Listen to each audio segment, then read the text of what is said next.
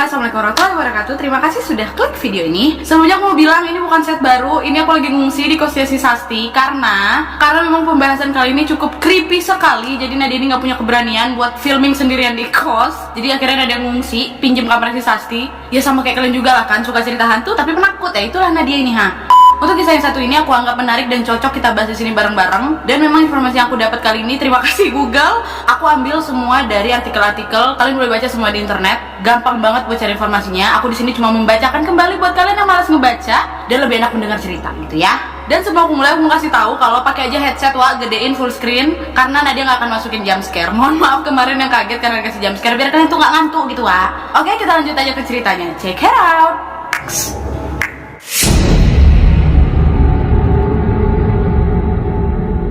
Yang kedua, kuntilanak. Kuntilanak berasal dari bahasa Melayu yaitu Pontianak atau Puntianak, atau yang lebih sering disingkat dengan Kunti atau Miske, adalah hantu yang dipercaya berasal dari perempuan hamil yang meninggal dunia atau wanita yang meninggal karena melahirkan dan anak tersebut tidak sempat lahir. Nama Puntianak ini merupakan singkatan dari perempuan mati beranak. Mitos ini mirip dengan mitos hantu Langsuir yang dikenal di Asia Tenggara, terutama Nusantara. Nah, mitos hantu kuntil anak ini sejak dulu juga telah menjadi mitos di daerah Malaysia setelah dibawa oleh imigran-imigran dari Nusantara. Nah, seperti yang aku bilang tadi, Pontianak itu adalah asal-muasal dari kuntilanak. Kalau di sini ada warga Pontianak, halo apa kabar? Pasti timbul pertanyaan, apakah memang kota Pontianak ini menyimpan sebuah cerita yang ada hubungannya dengan kuntilanak? Katanya sih benar, Wak. Ini aku ambil dari Tribun Pontianak yang menyatakan bahwa kota Pontianak dinamai oleh seorang sultan yang bernama Abdurrahman Al-Qadri, di mana beliau merupakan pendiri Kesultanan Pontianak.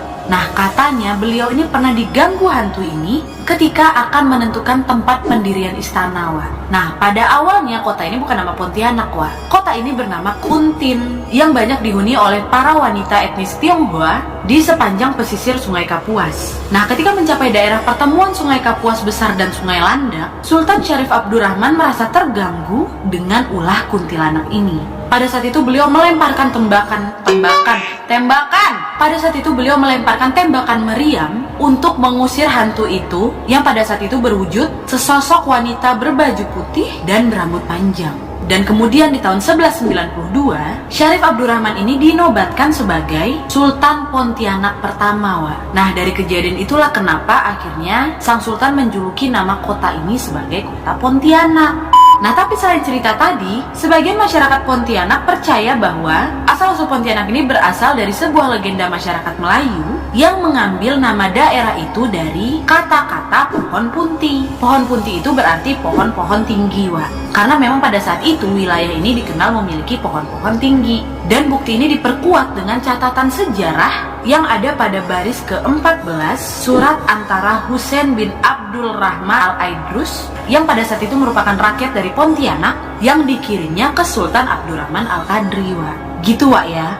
Oke, sekarang kita balik lagi ke cerita kuntilanak tadi. Ada banyak kepercayaan yang bisa menangkal keberadaan atau kedatangannya makhluk ini. Berdasarkan kepercayaan dan tradisi orang Jawa, kuntilanak ini diduga suka meneror wanita-wanita hamil. Dan dipercaya juga kuntilanak ini tidak akan mengganggu wanita hamil apabila si wanita ini membawa gunting, paku, dan pisau kalau lagi bepergian kemana aja. Hal ini juga yang sering ditemui, kebiasaan meletakkan gunting, jarum, paku di dekat tempat tidur bayi. Biar apa? Biar bayi itu nggak diambil sama si kunti ini. Dan sebagian masyarakat Melayu pun menggunakan kepercayaan yang sama, Wah, yang menganggap bahwa benda tajam ini dapat menyangkal kuntilanak supaya nggak nyerang. Nah, kenapa senjata tajam? Yaitu kalau misalnya nanti kuntilanaknya datang, Wah, udah kau tancapkan aja tuh paku di kepala dia. Aku nggak kebayang lah kalau diserang tiba-tiba kuntilanak depan muka terus masih sempat juga nyari paku tuh, Wah. Yang ada belum ngambil udah pingsan duluan, Wah.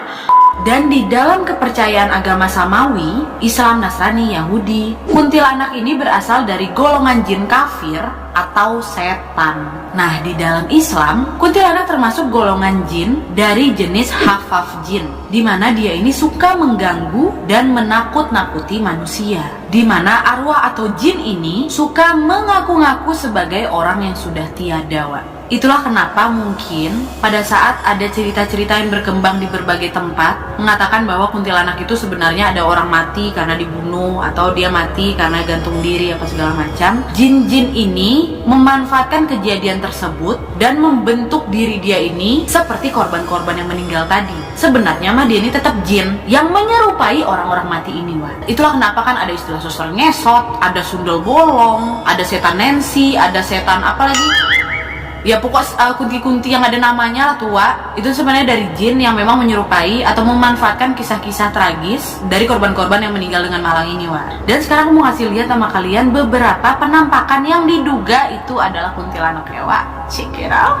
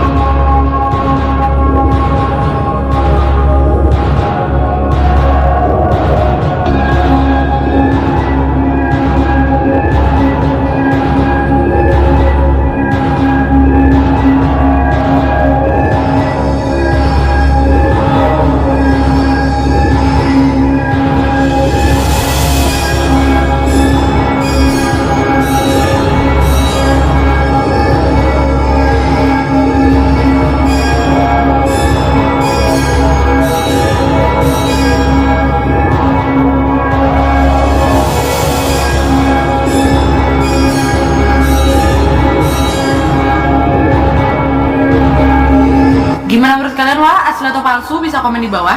Dan sekarang kita beralih ke hantu selanjutnya, yaitu check it out.